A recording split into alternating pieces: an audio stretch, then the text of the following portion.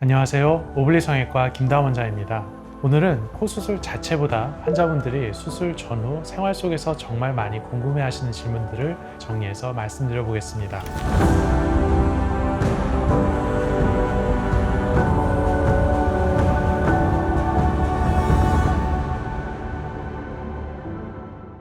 수술은 하루 중 몇 시간이지만 회복은 결국 일상생활에서 이루어집니다.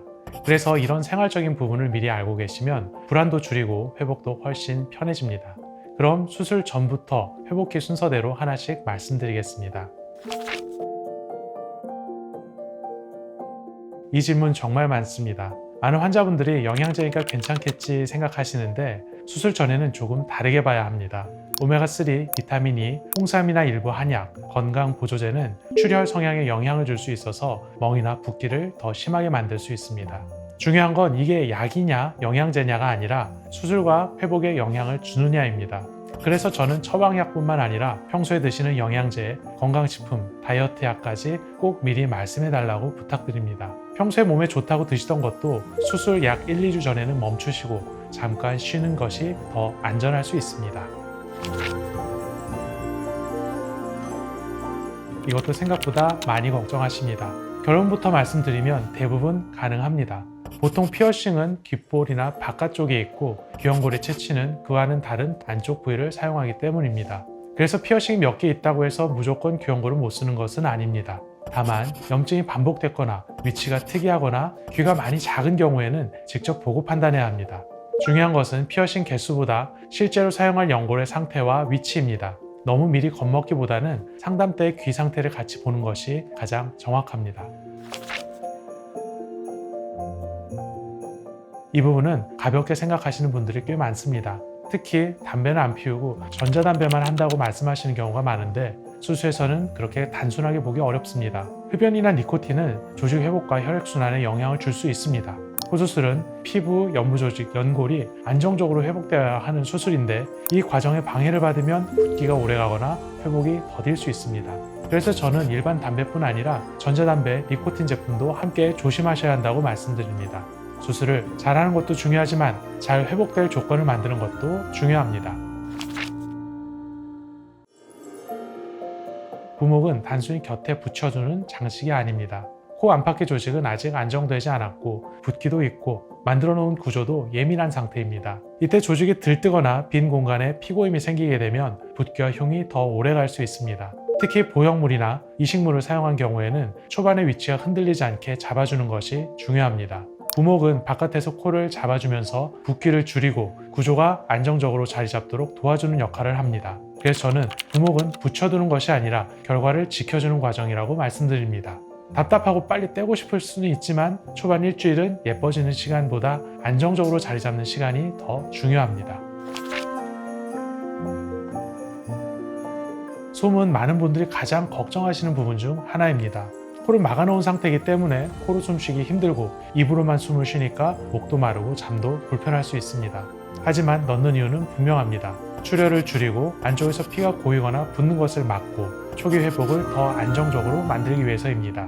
모든 경우에 꼭 필요한 것은 아니지만 절골을 했거나 안쪽 조작이 많은 경우에는 짧게라도 사용하는 것이 회복에 더욱 도움이 될 수 있습니다. 솜은 불편하라고 넣는 것이 아니라 초반 회복을 더 안전하게 지나가기 위한 과정입니다. 코막힘은 코 수술 후 흔히 생기는 불편함 중에 하나입니다. 코 안에 점막이 붓고 분비물이나 피딱지가 생기고 숨길이 좁아지면서 막힌 느낌이 들 수 있습니다. 그래서 수술이 잘못된 것은 아닌가 걱정하시기도 하지만 초반에 이런 반응 자체가 꼭 이상한 것은 아닙니다. 대부분은 점막의 붓기와 회복 과정에서 생기는 일시적인 코막힘인 경우가 많습니다. 중요한 것은 지금 막혀있냐 보다 시간이 지나면서 조금씩 좋아지는 흐름이 있느냐입니다. 너무 오래 가거나 한쪽만 유독 심하거나 통증이 같이 있다면 다시 확인이 필요할 수 있습니다. 초반 막힘만 보고 너무 빠른 결론을 내리실 필요는 없습니다. 이것도 많이들 오해하시는 부분입니다. 녹는 시기라고 하면 그냥 두면 다 없어질 거라고 생각하시는데 실제로는 조금 다를 수 있습니다.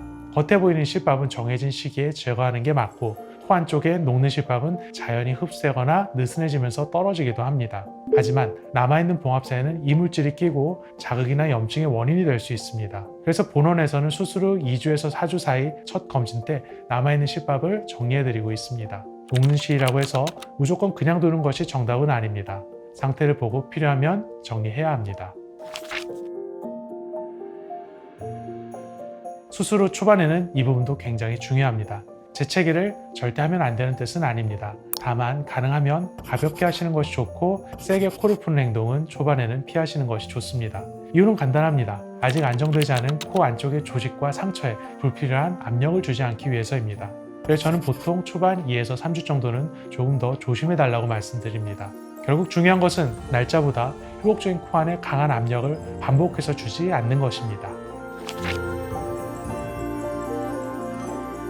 이 세 가지는 거의 항상 같이 물어보십니다. 세안은 봉합 부위와 부목, 테이프가 젖지 않는 선에서 비교적 빨리 가능하지만 코 주변을 세게 문지르지 않는 것이 중요합니다. 화장은 보통 실밥 제거 후 1주 정도부터 절개 부위를 피해서 가능하지만 자극이 적게 가도록 조금 신중하게 가는 편이 좋습니다. 그리고 안경은 생각보다 더 중요합니다. 왜냐하면 안경은 닿는 정도가 아니라 코 위의 부위를 누르는 힘이 생기기 때문입니다. 일반적인 코 성형은 2에서 3주 정도 지나면 가벼운 안경부터 가능할 수는 있지만 무병물이나 절골을 한 경우에는 조금 더 길게 조심해야 될 수 있습니다. 결국 중요한 기준은 하나입니다. 닿는 것보다 누르는 것이 더 문제입니다.